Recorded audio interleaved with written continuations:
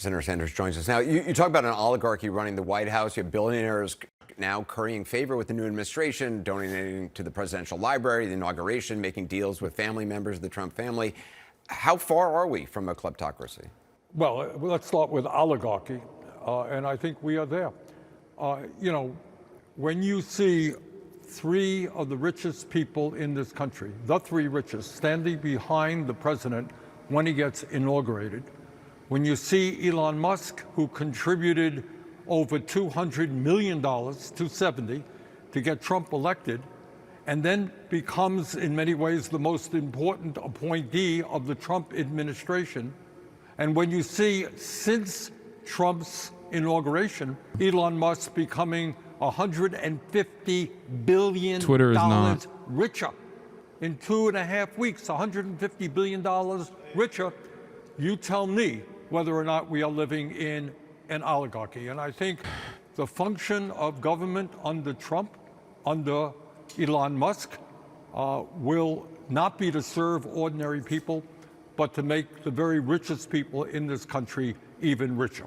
There are probably some people watching who think, oh, Elon Musk, smart guy, he's got these 19, 20-something-year-old tech wizards going into government and looking for waste and abuse, and what's wrong with that?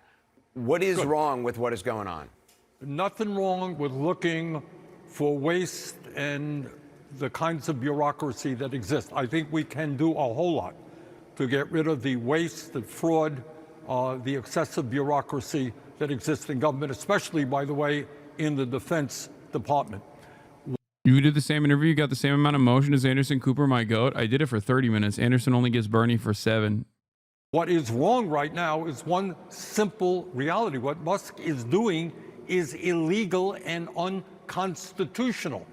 You cannot go into an agency like USAID and essentially fire everybody and get rid of that agency. You cannot do that's an agency that was created by Congress. They want to get rid of USAID, fine. Come to the Congress, make your case. You can't do it unilaterally. You cannot withhold U.S. funds that were appropriated for Medicaid, for community health centers, for Head Start.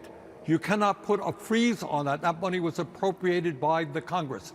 And as I hope every fourth grader in America knows, Congress holds the purse strings.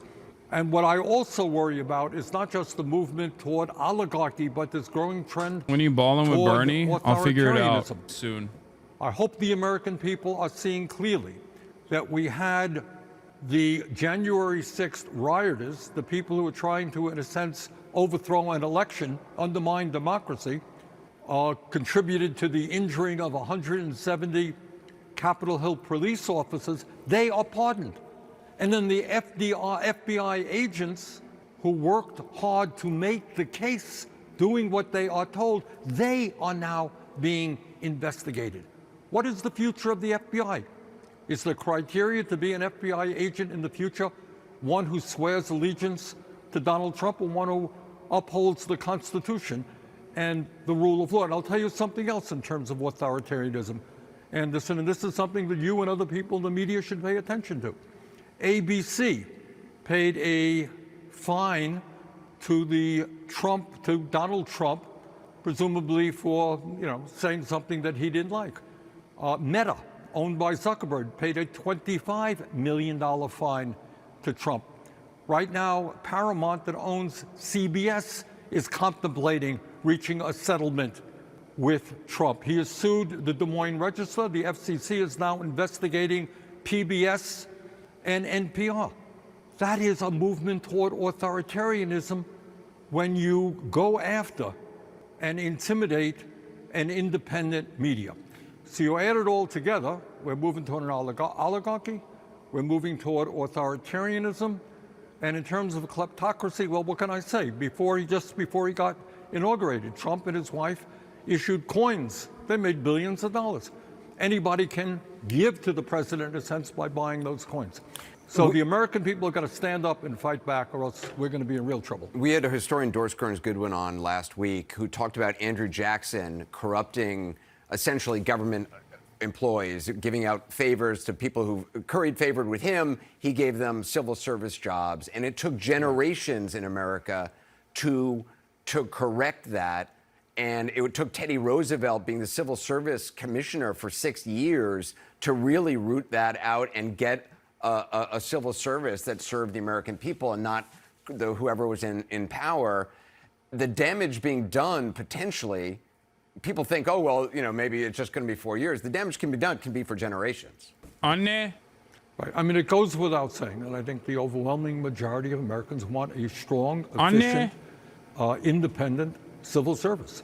We can make improvements. I am not here to tell you that we don't have a bureaucracy, that we don't have waste. We do. We got to work on that. But you don't get rid of thousands and thousands of dedicated public servants and replace them with people who are simply loyal to Donald Trump. That's not the way a democracy is supposed to work. Let me just quickly ask you on Gaza.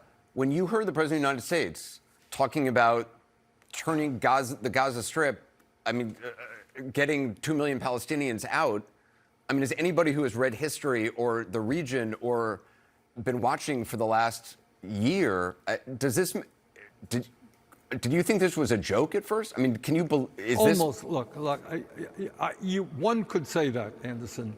On the other hand, given the suffering that the Palestinian people have gone through under Netanyahu's brutal war, which has killed at least 45,000, injured over 100,000, mostly women and children, the idea that the President of the United States is going to say to these people, oh, by the way, you're going to have to leave the place where you live because we are going to build something equivalent to the French Riviera. Well, also the thugs of Hamas are still there. I mean, it's not as if they have gone. Yeah, but even that's right. So, and as you just discussed a moment ago, how do you do that? Are American troops involved? How much money is being spent? But the idea of telling 2.2 million people who live in an area, you're gone, we're going to build a French Riviera here so my billionaire friends can enjoy the beautiful view. It is, to say the least, preposterous. It ain't going to happen. To the fallout from President Trump saying that the U.S. would... Every aspect of this admin is so... It's just... I think it's Trump playing hardball as always. What Trump says and what Trump will do are two entirely separate things. That doesn't stop the fact that he is actively normalizing and genuinely wants to do this, by the way. Like, make no mistake. I think Trump, if given the opportunity, would love to do this. Will he be able to do it? I don't know. Not chat being pro-Hamas. Crazy. Brother, it is not October 7 any longer. I don't know what you are talking about here, okay?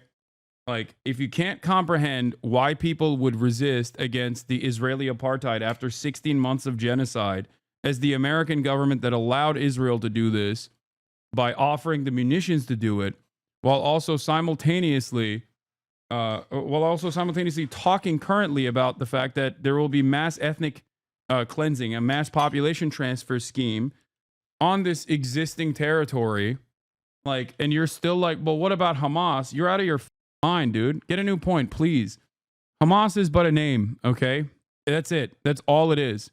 It's an expression. It's an expression of Palestinian emancipation. That's it. That's what it is. If it's no longer Hamas, it's something else, okay? It's gonna be something else. And in the past, it was something different than Hamas. It was the PLO. Something that I have maintained that was written about on Fox News as well was the fact that Hamas is the lesser of two evils between Hamas and Israel. It's just the truth.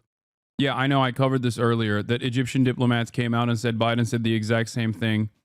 Biden quietly made the exact same proposals that they refused to abide by in terms of mass ethnic transfer, which is the least shocking revelation of all time. The major difference between Donald Trump and Joe Biden, at least on this issue, is that Donald Trump says the quiet part out loud. But American foreign policy, as I've stated, is uniparty. Yeah, 972 Magazine's new coverage also shows that after using bunker buster bombs, they gassed the tunnels and most likely killed hostages in the process. I remember one of the family members in Israel of one of the hostages that was killed was actually demanding an additional investigation, a third-party investigation into how one of the hostages had died. And her suspicion, if I recall correctly, was that he was gassed. Now, 972 Magazine's investigations show that there is a very high likelihood that that is what happened.